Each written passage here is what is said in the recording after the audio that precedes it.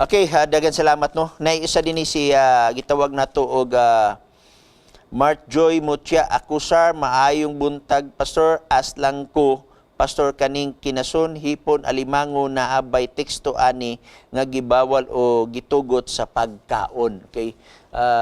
Kitingali kini siya nagnaminaw kay kani ato nga pangutan na pastor i-review man gud ni siya i-replay pag buntag no sa mga alas 9 ngadto sa alas 3. So naba kunoy mabasa yes na atay mabasa na igsoon na sa Deuteronomy kapitulo 14 no.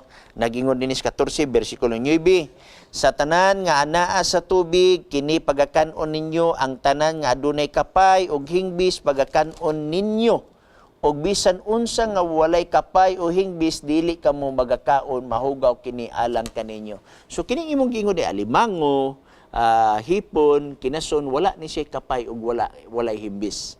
So kibali ang gingon sa Biblia kanang tanan nga naa sa tubig kung walay kapay ug walay hingbis dili ninyo pagakanon kay mahugaw kini alang kaninyo.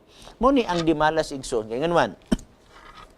Daghan magpamatuod nga makaon na kuno ang mga upat og tiil kay gisgutan ko sa buhas jis. Pero nakapansin mo sa buhat jis igsoon nga walay isda didto. No?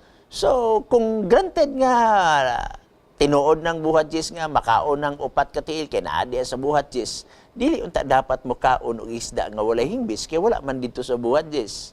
Di ba? Inga ka simple nga mga rason nga ato makitan. Mo na nga tinuod gyud igsoon nga ang Biblia nagapadayon hantod na nalak siya, okay.